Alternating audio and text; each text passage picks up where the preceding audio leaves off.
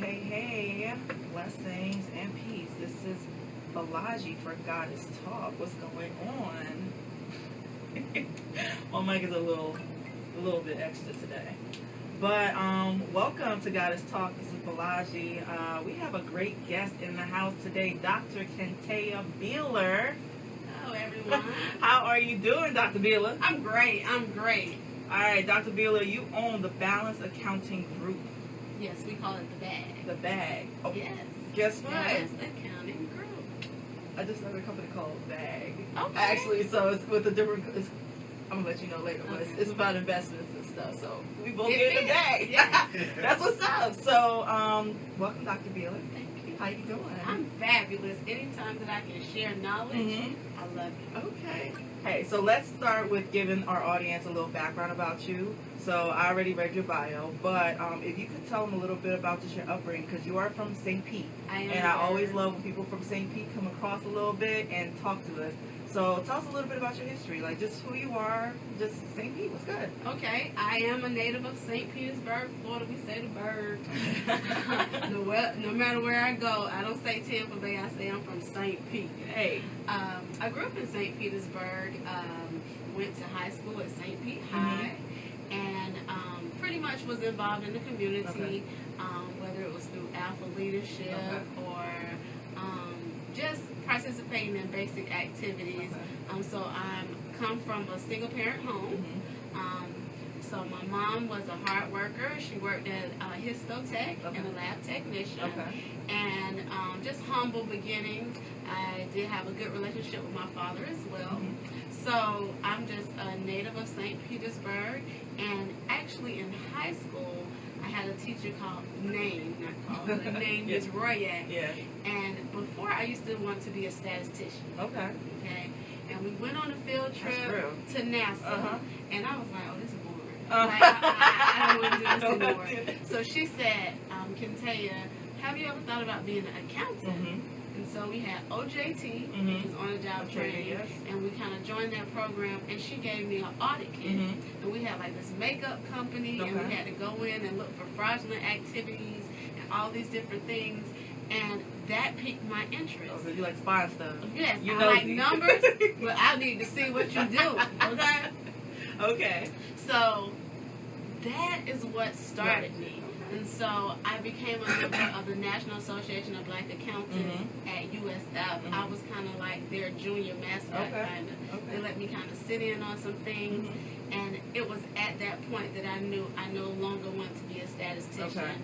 I wanted to be an accountant. Okay, and that was it. So how old were you when your teacher, what's her name again? Ms. Royette. Ms. Royette. How old were you when she really like helped you, I guess, hone in on your own craft? How old were you? About 15. About 15. Yes. Okay, so having great teachers, and you feel that she was a great teacher for you? I did. Okay. I think she saw my interest in numbers. And then And once I went to NASA, she saw that I was disappointed because I thought I wanted to be a statistician. Yeah. Okay? And then you had that in your mind. Listen, Yeah. I have another idea for you, little lady. Yeah. And so that is what piqued my interest. Okay, shout out to the educator, because that's a big thing. We want to clap it up for the educators, okay? Because the educators who really see something in us, and you know what? It's like, let me help guide her. I really appreciate that. So from there, you were 15. You actually started doing OJT. NASA didn't work out, but it was a great field trip, I'm sure. Yes. But now, just go a little bit. So you graduated from high school, and you went to USF, or where did you go? Oh, no. Oh, I did that on purpose, though. I went to the highest. I did this on purpose. The highest of 7 hills. The Florida Agricultural and Mechanical University, okay, in the Tallahassee, Florida. AKA what? Fam, you. I did that on purpose, because she really be on Facebook talking about, ooh, fellow rapper. Yes.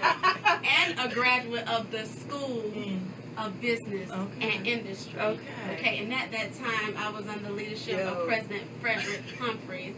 And for the School of Business, the dean was Miss Sybil Mobley, Okay. Dean Sybil Mobley. Okay. The Sybil. Okay. Yes. So, I love this. you know, we come from good stock. It's good stock out of St. She Pete. is the funniest person on Facebook because she'll put Angela Bassett, you know, this is some good stock coming out of St. Pete. Or somebody else, who was it?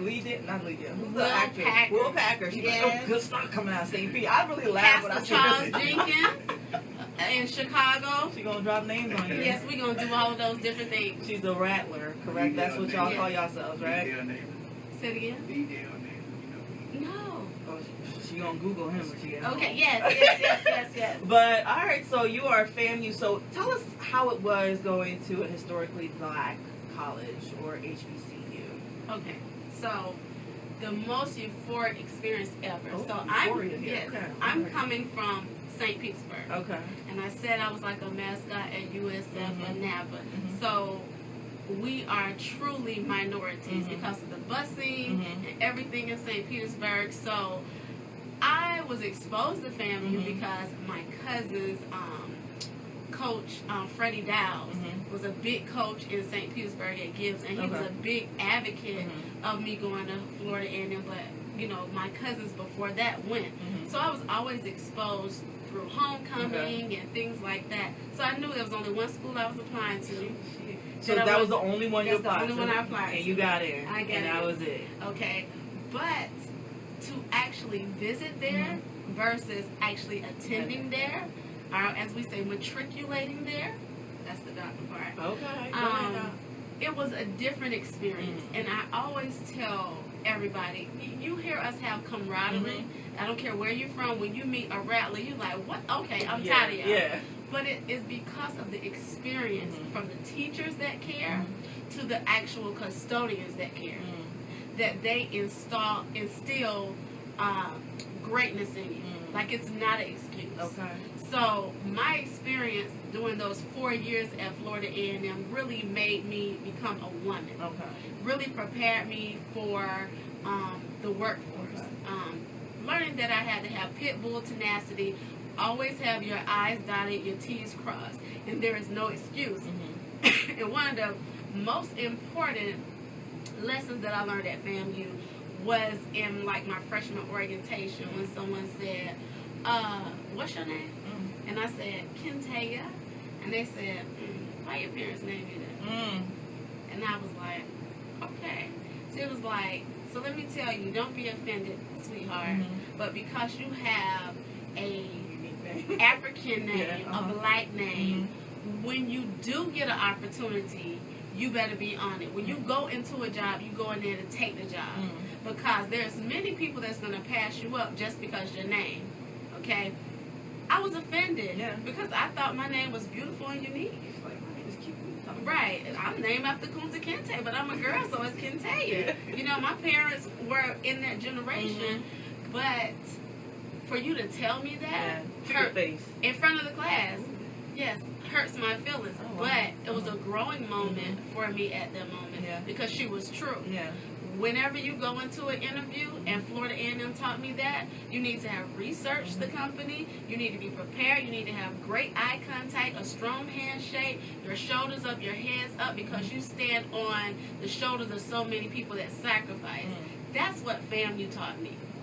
Shout out to FAMU. I didn't go to a, HBCU, but okay, she really want to do the snake thing too. I didn't go to one, and there was always, I guess, a question, should I have? I got a scholarship, basketball scholarship to a white school, and it was just like, dang, when I was there, you could tell that we were next to Morgan State. I had friends and fam over in Howard, Hampton was right there, so I was in Maryland, so I was like, man, we could always go to those schools to party, but not to be around them all the time. I really felt disconnected. And then you could see at the white school, you saw the black kids really stuck together because it was like, look, it's only a couple of us. And so whenever we did have issues, it was like, yo, man, there's too little of us here if we having issues. So to go to a school where it's really you all the time, I feel like we were disserviced sometimes, but then it's like, okay, I am proud that I did go to a different school because maybe I have a different perspective. So it's always great to hear that perspective and hear how, the educators really kind of pushed you and really have honed you to who you are today. So shout out to all HBCUs. I don't know all y'all by name or number, you know, or creed, because Can I say oh, something? he had to jump in. Can All right, I jump in? Go ahead. Okay, so, well, first of all, my daughter is Miss FAMU 2011. Okay. Kendall Sunshine Johnson. Now, hey, You have to drop that gotta one. drop that.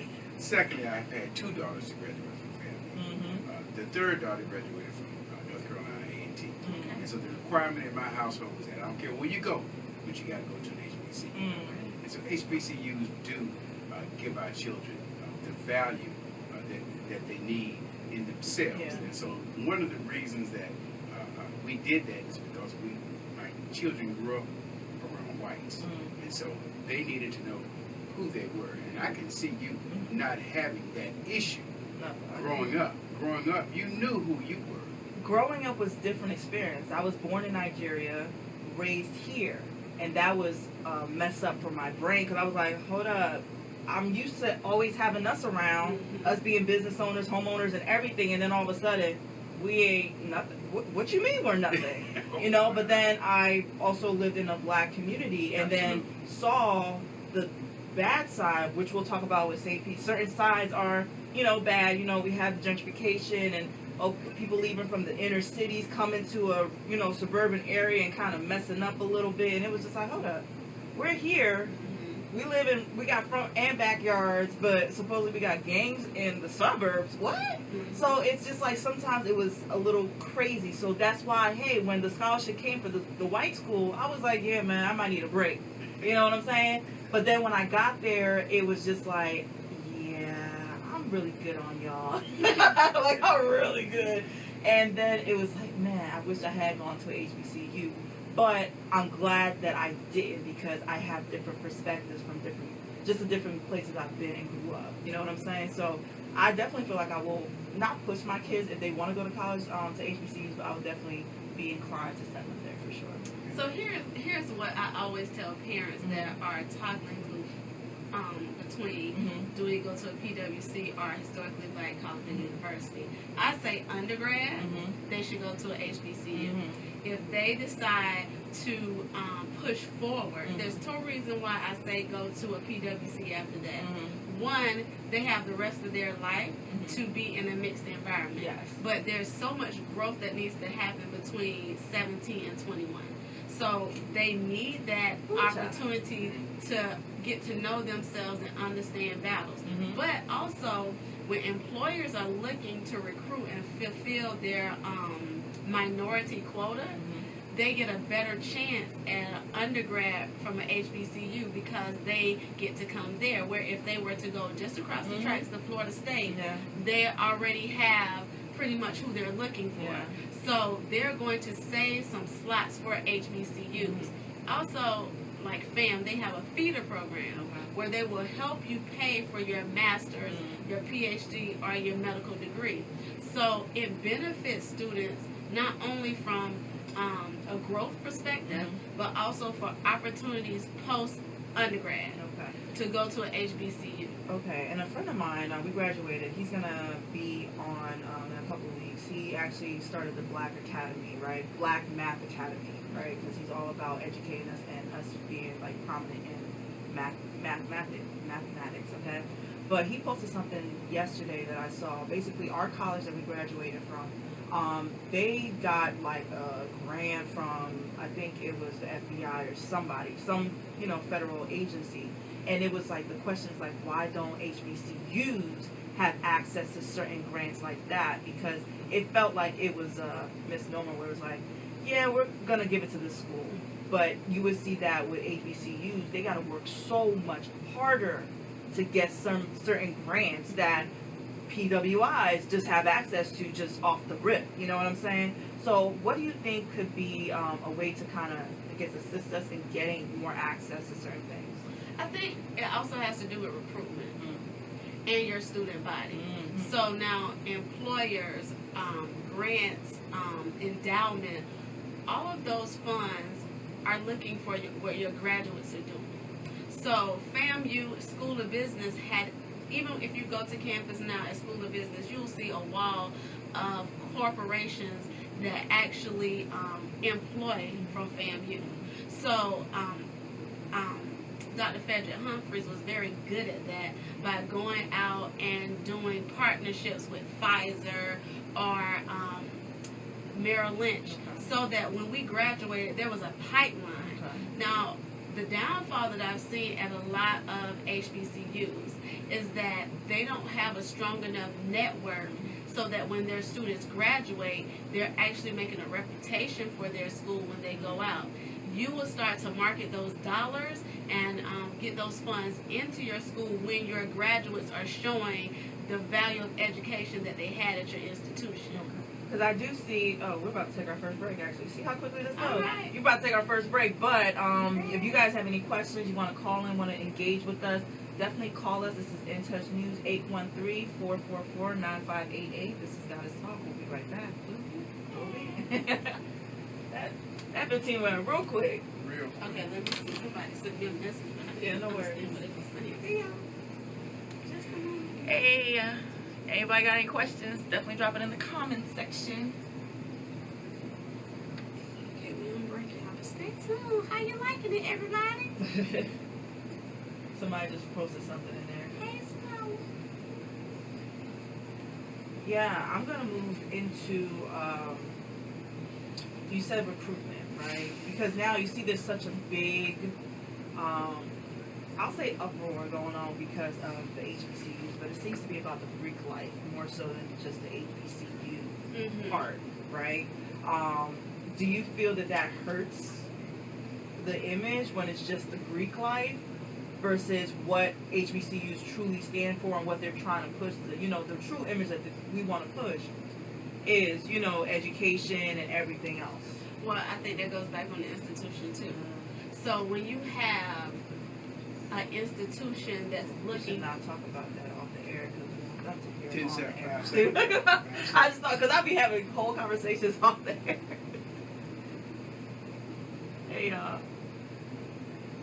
Hey, welcome back to God is Talk. This is Balaji with my special guest, Dr. Kentaya Beeler. How you doing, Dr. Beeler? I'm doing excellent. I like this shit. I love her. We are going to talk about some finances, but We're going to get into that. Oh, no. Yeah. Each section is about a particular thing. Yes. We're going to get into your business, a.k.a. the Balanced Accounting Group, the bag, okay? It's the bag. And just your gems that you're going to drop for us as a people, what we can do to just further further us as a people. So before we got off on the air for the last break, we were talking about HBCUs. And off the air, I asked a question.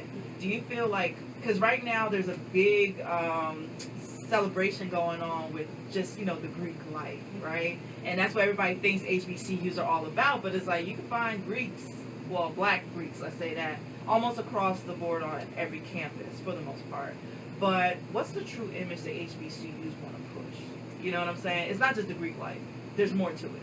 So I put that back on the school. Mm-hmm. Now, I'm going to take Florida A&M for their band Mm-hmm. because most individuals, when you hear about FAMU, whether it's Paris or in the United States, you know FAMU for their band, the Marching 100. Okay. But one of the things that is important that they instilled at FAMU, and this is why I put it back on the school, is that the school needs to do great marketing on what programs they offer. Okay?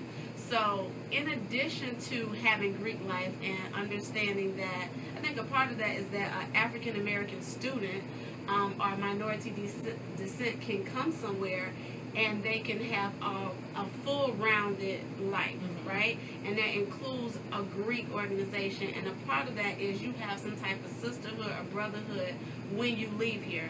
So I think that's the popularity of it. But the schools are not doing a great job if that's the only thing that someone knows socially, about your school. So FAMU, goes back to that school of business. Before I even started looking at other schools, and I said I like FAMU because of the camaraderie, but I also knew that my degree would be accredited. I also would have a pipeline of jobs. The return on my investment was very important. Florida A&M still to this day gives you a great value of an education for a minimal cost. compared to other institutions. But the rating of their programs, whether you're talking about journalism, engineering, School of Business, pharmacy, most PharmDs in this area went to FAMU.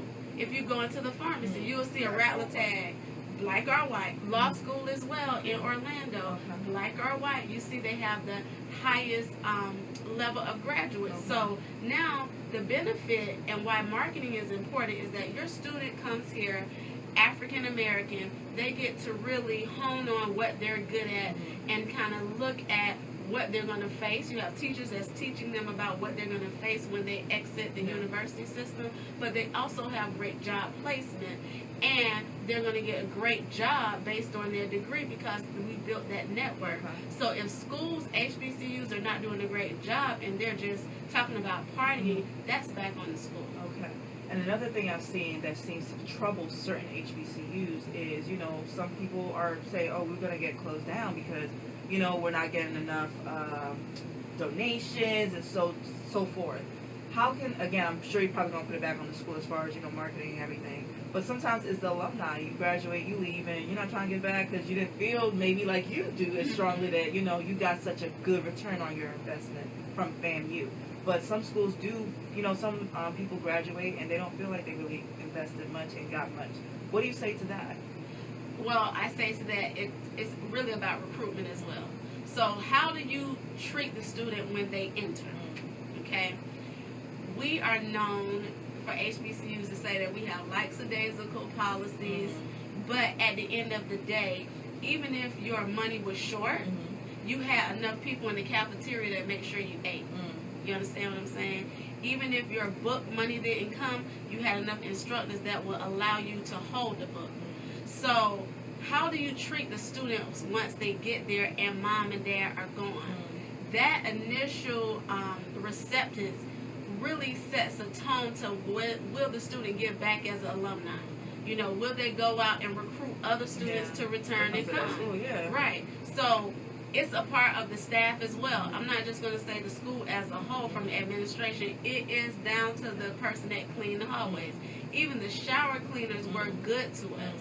You know, telling us as young ladies, don't walk around with your feet bare. If, you know, excuse me, men, if you're menstrual on, baby, don't walk around with your foot bare. No, you appreciate that because you have a familiarity with them now. Yes. You see what I'm saying? That's home, you know, away from home. That's what it's supposed to feel like. So when you have kids, you're going to feel safe with sending your children there because you remember that experience that when mom and dad were gone and times got rough and you was eating oodles and noodles, Miss Jackie would bring in some collard greens and some yellow rice and say, baby, here you go. So I think we're talking about small things like that that give a long-lasting impact. And I know for myself, I would take kids' applications and walk down to Foot Hilliard and say, listen, the parents been calling on the phone, they can't get through. I need to put this application here. Here's the money. This is the money order. We need a receipt. It need to be doc stamped. I make a copy. And I've done that for several individuals because I knew past the bureaucracy, or if you want to say disorganization, the value of education that the student was going to get. So that's because I had a great experience. Not without any type of trials and tribulations, but I still had an overall great experience. And now I even see, like, you know, even after you leave, you still have such a camaraderie with fellow, you know, FAMU people, you know. So it's really a great experience to see other people's perspective on college life, because I swear my whole college experience was trash compared to y'all. So I'm good, because we talked about our doctoral degree school that we went to mutually. It was so funny how we were at that one location and we were just talking, and I was talking about I was, you know, working on my doctorate. I was working on my doctorate. I was going to be a doctor of health administration. I had been 5 years in this program. 5 years. And we were just talking, and she's like, what school did you go to? I was like, what school did you go to? We said the same name. It was like, damn! And I was at 5 years and about to give up. So for everybody out there, let's just say this for a moment. Treat people that are in a higher education program, whether it's a master's, but definitely a PhD and a minority, you need to have compassion for them, because there are unspoken trials and tribulations that we go through. And if we make it, Don't be jealous because somebody calling us doctor. Because let me tell you, it was not easy. And when I met this sister and she said she was in year 5, I was like, you too? But I had decided, because this actually, the funny thing, 9/22, which is just a couple of days ago, was 2 things. I dropped out of school last year because I was like, I'm done. Because I was going over 5 years now. I was like, I'm really still doing this. I have businesses. Like, I have multiple businesses that most people do know about. And I have a family, you know, not me personally, but my family. And I just had life. And I felt like I had been in school since 18, just going. Like, I was like, I've spent how many years in graduate schools? I was in my master's for 2 years and my doctorate for 5. I was like, I need a break. My middle girl, she used to tell me, Daddy, please just don't ask me about it. Leave me alone. That was it. Leave me alone. What? Now she finished. She got her doctorate from USF, but I realized that it's kind of like hazing. Oh, it's academic. It's That's a whole nother hazing. section. What? It is. Yes. so let me tell y'all, because I'm gonna have my soapbox right now, because we brought it up. But imagine that you sign up for a program. It's like, oh, since you got your master's through us, you know, you don't have these amount of credits to do anymore because you already did it, right? So they tell you, oh, you only gonna do this for 3 years, okay? Because you got all these credits. And then after first year or so, oh, we done changed the program, so you have to actually start this and do this again. Okay, no worries, you know, okay, cool. And then another year or so goes by, oh, we gotta change the program again because of this and this and that. And y'all gotta start over. You done change the mentor. You done change the whole structure. You gotta write this one way, and now because you done changed it, we gotta start a whole writing process and start from the beginning again. Meaning like, oh, send it in for this and send it in. Who are you talking to? And I literally, when people ask me why I'm still an insomniac, I was like, imagine going to sleep at 5, 6 o'clock every single day for almost 7 And years. sleeping. What is sleep? Sleeping with your books. Look, you done fell asleep on the daggone book at the laptop and got to go to work and still function. And the money that is accumulating while you're going to school. The interest I am now at least at $180,000 in debt for a degree that I don't have. That you don't have. And Are tell you them going back? Tell No. about the medical implications, why you said no. Okay, well, this is people the don't thing. really know about that. For me personally, I had a heart surgery when I was 18. Oh, wow. So I used to play ball. I used to have a lot of stuff going on. So imagine just the stress, you know, that I was having huge breakouts. I was in the hospital like every 6 months, literally from just college experience in itself was trash to me. So it was a lot of stuff like why I really didn't like college. But it was just like the amount of stress on my body, physically, mentally, emotionally, spiritually. You just like, man, F this. Like, you know, you were just done. And it was just like, for the professor or whoever to come at you with some stuff, it's like, who the heck are you talking to? Right. Like, so going to you because you are a professor. And you do online as a professor as well, right? And hybrid, I do hybrid, face-to-face and online. Okay, so now let's look at our experience. We both went to the school where we were doing it online. How do you better teach now because of your experience? Because I feel like now you see from the other side, it's like, oh, maybe that's why they did it like this. But it's like, man, they could have did this better for us as the students. How do you go about it now with your side of things? So I had a different experience. Before I joined my PhD program, I had already been a professor since 2007. Okay. So my perspective was, what you're taking me through is alternative motives. Yeah. Because I've already been a it. professor since Yes. 2007, Mhm. and I joined my program in 2010. I did not finish to 2016, so I did 6 years. So I knew that it was a way for them to prolong to make more money. Number 2, to really, I say, shake the bush. Yeah. Find out who was strong enough. It was never about your intellect. You didn't need that much, actually. It was about your tenacity to deal with criticism and really, so you thought your best was good enough. Well, you don't even know what the definition of best is. What? And for a PhD, they're asking you to create something in a body of knowledge that hasn't been proved before, but find some relatable sources to prove that it will work based on theory in the future.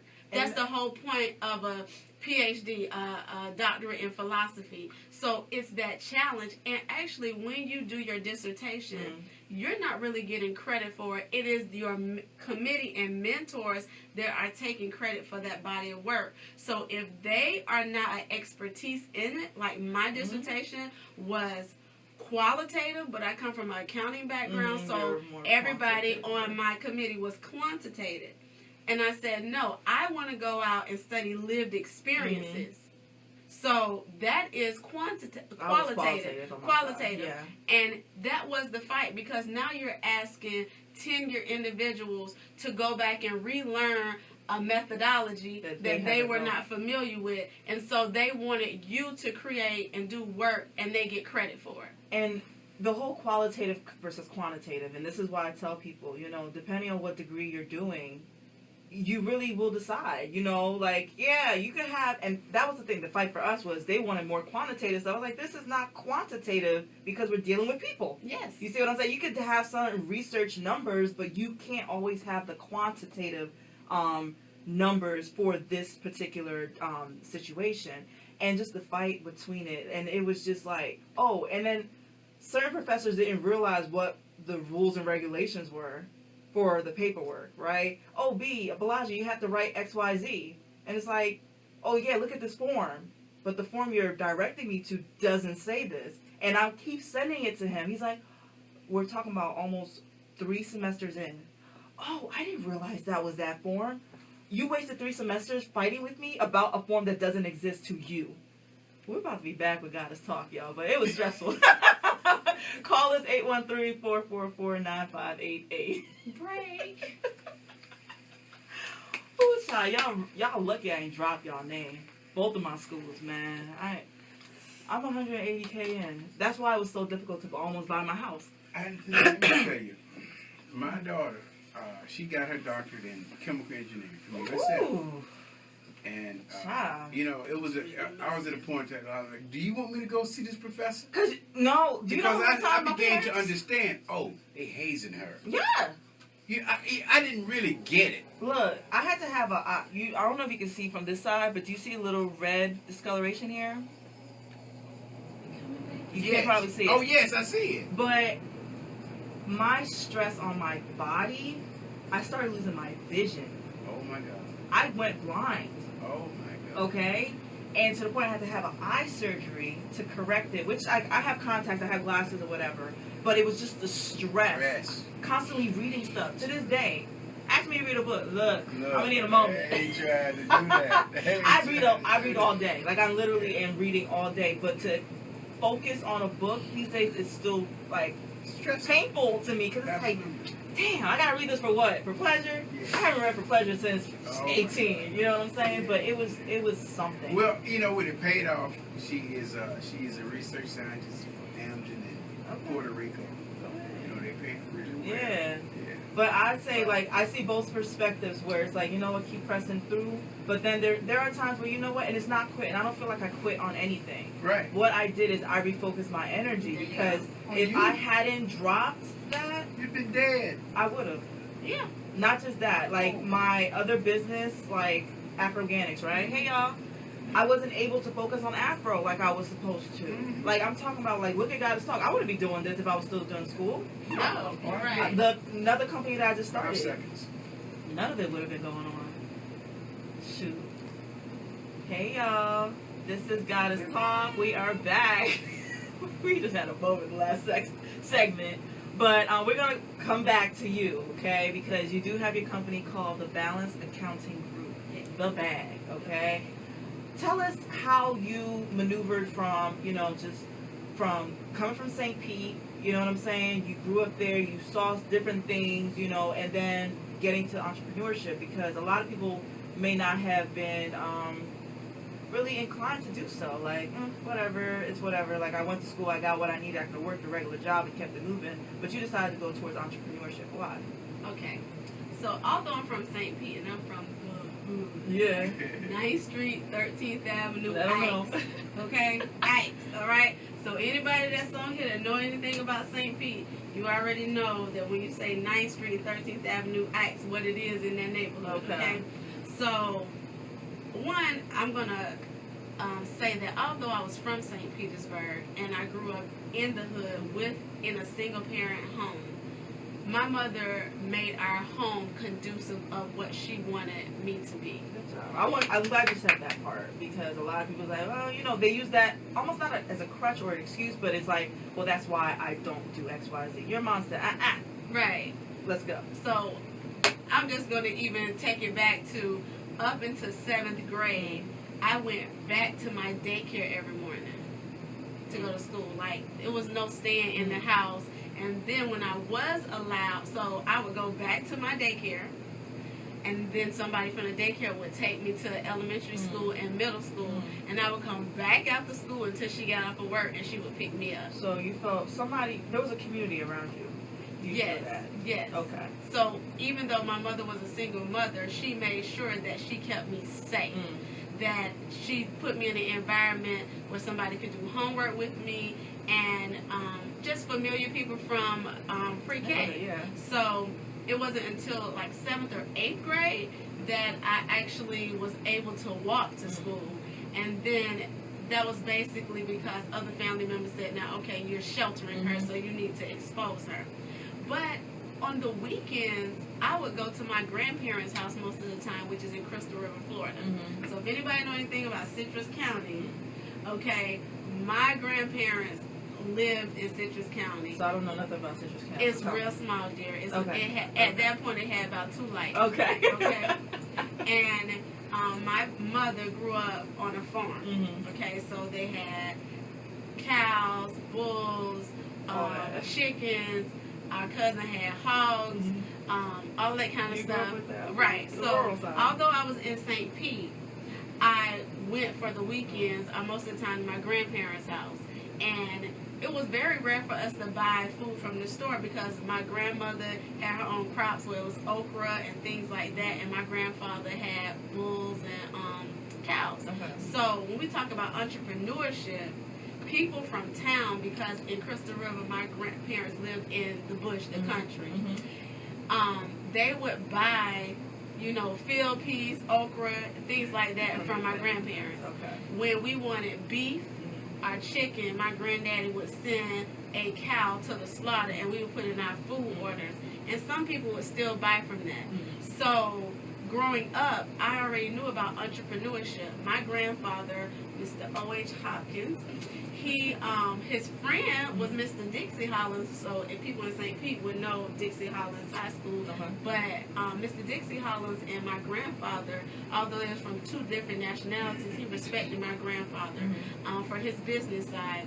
So my grandfather, after he came back from the war, he and his brother were the first black men to own a gas station in Citrus County. Okay. So that was already instilled. And my granddaddy used that gas station money to buy livestock because it was a tax break. So when we get to talking about taxes, we'll talk about what my grandfather did. He also had gentlemen work for him. So my grandmother did the books. Even though with a 7th grade education, she did the book. She wrote. Came in and what left out. Yes, she wrote those checks for those men that worked for my grandfather. The new US 19 was cleared by my grandfather up in Citrus County. Even for Citrus County Memorial Hospital, my granddaddy cleared that too. So when we talk about entrepreneurship, that was already instilled. That's in your blood. It's in my blood. And I remember my first piece of working was my grandfather had a food truck, and he brought a barbecue truck down here to St. Pete from Crystal River, and he and one of my other aunts owned it, and I was the cashier in the front because I like numbers. So there was also an Axe on 34th Street South, and we would be out there on Friday and Saturday nights. That was the only time I was able to hang out, and I was the cashier. So even in high school, I didn't have to go work for anyone because my grandfather put me to work in the food truck before food trucks were popular. So we're talking about never having to buy food like meat and poultry from the grocery store. Milk coming. I knew how to milk a cow and feed a calf. And in addition to that, we knew about field peas and eating healthy food. So what they're talking about organic, we were living that already. But I had a mix of city life with coming to St. Petersburg. So all of that, unbeknownst to me at that time, told me that I had enough skill set inside me, and I was already good enough that we could always eat. You could always, not just you could always eat, you could always survive. Yes. You know what I'm saying? So that's wonderful to know. So tell us about the BAG, the Balanced Accounting Group. What is that? What services do you provide? Okay, so the Balanced Accounting Group, first of all, you can visit www.balanced, BALANCED, accounting, ACCOUNTING, group, GROUP.com. There you will see a history of our business, how long we've been in. We've gone through rebranding. So first it used to be KB Financial Services, and then I realized that in our community there is a lack of balance. Some things we have to unlearn. That was one of the key things. So at Florida A&M, I started preparing taxes for students who need it for their financial aid. So a lot of parents realized they made too much. Their students got a job, and then they had no knowledge about how to file taxes. We're part of the School of Business. We did volunteer taxes at the community center in Tallahassee. And so I said, listen, if you don't come down, you can always come to the dorm, and I will do it by hand, because by then the post office used to have tax forms for you. So that was KB Financial Services, Kentaya Beeler Financial Services. And that was, how old were you? I was, I think, 19 at that time. You was making money in the dorm. Yes, in the dorm. So then I realized that students would go back and tell their parents, and their parents were like, well, how you know this about taxes? So then for those students who were dependents on their parents, I would start doing those taxes. And so over time, we're talking about maybe 1997. So over time, I've learned to, develop it based on the need. So the Balanced Accounting Group does auditing. So for organizations that need a compliance check to come in and look to make sure your records are accurate, we do that. We do taxation. And I do more tax advocacy now, and I'll talk about that in a minute. And we do a lot of corporate taxes. We do financial planning. I have a lot of clients that say, I just can't get it together. Like, I don't understand why I make so much money, but then when I look, the money is gone. So I do a lot of checking. It's more of hand-holding you on a monthly plan, and then we'll develop a budget based on that, kind of look at some things that you may need to change. Because how can I save if I don't even know the concept of what I'm spending? Okay? And then the other part is, bookkeeping. So for small businesses that cannot afford a large accounting firm, we do QuickBooks. Either we can train you on QuickBooks, because I do not believe in you feeing yourself out of business at the beginning. So maybe you just need to come in and learn some basic things about QuickBooks. Or if that's not your thing, we can put you on a plan to do your bookkeeping for you. So we have a variety of services. And then if it's something that I cannot do, when you go to the Balanced Accounting Group website, you will see affiliates or individuals that we partner with. So we do have an investment person. I do not focus on investments. I help you develop a plan to save money so that you can invest. So you move them from your part to, if you need to, you can send you somebody else. Yes. And then that other person, right now, her name is Tia Pettigrew. She will come to me and say, okay, this person wants to open a Roth. And what are their finances looking like? How much can they put in? Because the other thing is, you don't want a person to pour so much into their investments and then they have no savings, and then they get a penalty for withdrawing money because they did not budget how much they can actually spend. So that's all that tax exemptions and all the things you know what's going on. Yes. On that side. Yes, and sometimes the people that I partner with will come back to me and say, I specialize in real estate, or I specialize in investments. I don't specialize in accounting. So tell me, if they take a withdrawal from their 401k plan, will they get a penalty? Well, is this their first home purchase? So we do a lot of partnering like that too. So that's why it's called Balance Accounting Group. And the acronym, the BAG, means that you can't afford to pull anything out your bag if you haven't gotten your finances together. So stay out of Macy's, Dilla, shopping online, Amazon, when you know that you don't have enough money saved up to pay your bills for 6 months.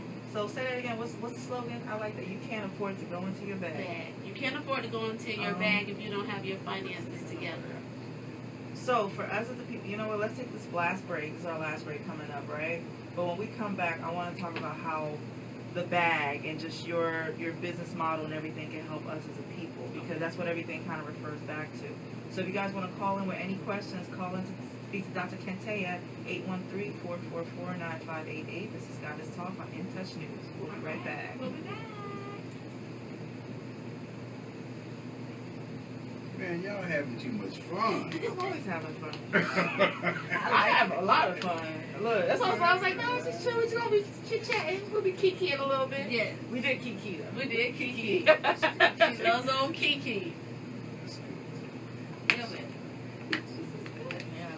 Like on what with a, Yes. if y'all want to order a bottle, well, not just a bottle, a case of blue water, you can hit me up. I am definitely working with them, black owned water here in Tampa, Florida, but we'll get you a SAP if you needed to. Okay, y'all? Ooh, child. Let's see. Okay, no questions on there. Everybody's been saying hi and just, commenting. My dad actually tuned in. Okay. Yeah, we got some people tuning in from The website? all over, quite honestly. Okay. Yeah. Dope. Yes. Everybody. DC, Newport, Virginia. Okay. Oh, yeah. Every time we get it, there's somebody new on the website. Oh, I never knew that. Yeah, so we probably heard it about 15 times. Okay. I never paid attention. Maybe because my headphones be in. I can't even hear. Hey, Obi Kenobi. You got a call coming in right now. Oh, we do? Ooh, child. Who's this? In touch, this is Daryl. In touch, this is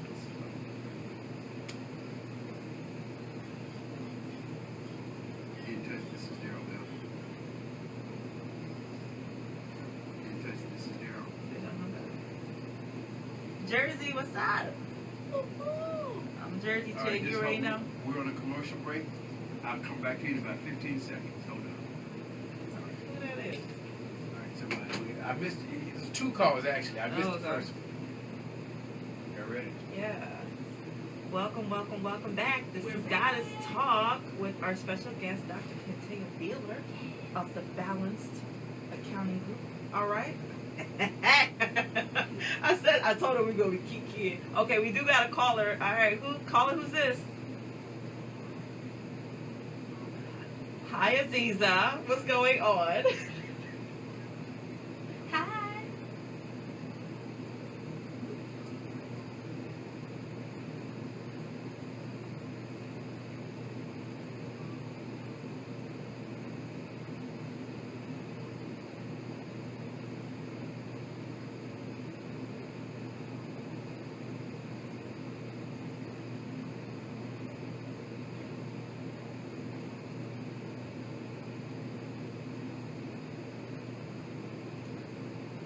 Okay, no. So we have a cloud-based system. So when you go to Balanced Accounting Group, on the top right, it says Client Portal. On the Client Portal, you will request access. We will go through authentication, right? Mm-hmm. And we will give you access. There, you create an account. You upload your documents. We'll download them, and then I'll give you a price quote on doing your taxes. Once we come to an agreement with the price, then we will move forward. You monitor that, so after we finish the taxes, we will ask you, do you want it mailed to you or do you want to upload it in your portal account? And then from there, you will always have access. So if you go to apply for a mortgage or the bank needs it, you don't have to continue to call me. You can go right into your portal account and download your tax return. Thank you for calling in. Any other questions? No, she's done. All right, thanks, Aziza. I said if you had any other questions. Perfect. Thank you for calling into Goddess Talk on In Touch News. We hope you call back another time. Yes. All right. So let's take the last couple minutes to talk about just us as a people. Why should we become? It sounds like a stupid question, but I'm gonna answer it. Why should we become more financially knowledgeable as a people? Okay. So I want to touch on a couple of things here, and I'll try to make this as simple as possible. So, one of the things is I talked about before about unlearning, having unlearned behavior. So we have to remember that we came to this country with nothing because we were forced to come here. And some individuals have a mindset that, hey, I came from nothing, so I'm used to not having anything. Okay? That is not where we begin. We didn't begin as slaves. We begin as kings and queens. We Okay? ran everything. So we have the resources around us, but the requirement is that we come together. Okay? That is the main issue in our community. That we don't have a lot, but we have the resources to have a lot. We should have a mindset of coming together and not competing against each other. Now, why is that important? So, on Tuesday, we had a Living Will seminar in St. Petersburg. And one of the things that Empath Health talked about, Mr. L.A. Keys, was that we have a hard time talking about needful conversations. A living will is just simply discussing what your needs are and who would take care of those needs upon getting sick. If we have a hard time talking about those type of things, then we have a hard time talking about real life. Okay? So I find that we really need to sit down and be real with ourselves, because the other counterparts that we live amongst in this life and in this world, especially in the United States, they have enough resources and they pull together. And they're able to push forward because they know their resources. And so if we're going to really live our best life, as we say, it's not wearing somebody else's brand name. It's about having our finances together so that when we're talking about death, it's not uncomfortable to us. It's not, I don't want to talk about who's going to pay for it. It's, oh, we already have that together. Not just that, like a lot of people, our counterparts, have this stuff handled as soon as the child is born. They already have a policy for the child. And applied. Yeah, they have applied, they have the policy. They've already written the will before the child even got here. You know, if I should have children, this is what it's going to be. I already had this stuff written out a couple of years ago, maybe 2 or 3 years into my company. Right. Because it's written in my bylaws and everything. Like, it's a situation that we all really have to have those conversations. And like you said, a lot of us are very uncomfortable. And you know what? But we need to be uncomfortable, because that comfort that we just, you know, that we're just so used to just being there. You know, like, right. you know, we'll have a fish fry or a GoFundMe. Right. Do not have a GoFundMe for me, please. Okay? Yes. Don't do that. So I think that's one of the major issues why we need to have our money together. Because when we make impulsive purchases at brand names, we don't feel uncomfortable about that. But when we're talking about our savings, what we're leaving to our families, who's being left what, who's going to carry out financial matters, that's uncomfortable. So that's an issue for me, and why I also have a nonprofit organization called Tables of Purpose. And our main mission is to foster needful conversations in the community. Now, the other part about that is that God has provided me the opportunity to live overseas in Dubai.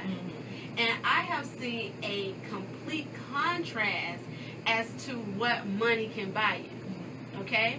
Because, one, their government takes care of them. Okay? So the way they treat money is not how we treat it in this, in the United States. Even though we're supposed to be the land of opportunity. When you have enough money, you're able to make decisions because money is not an object. So now when are we going to get to that point that we're not looking for handouts and we're doing the needful so we have enough money to feel comfortable? And then if you want to splurge on an item, it's not a sacrifice. Because living in Dubai, you're able to see their sacrifice is what time frame they're going to spend at a store. Not money that's spent at the store. Okay? How much, but what it goes towards. Right. And what I feel like spending. So now that tells me that money is really not the root of all evil. It is our mindset that's the root of all evil.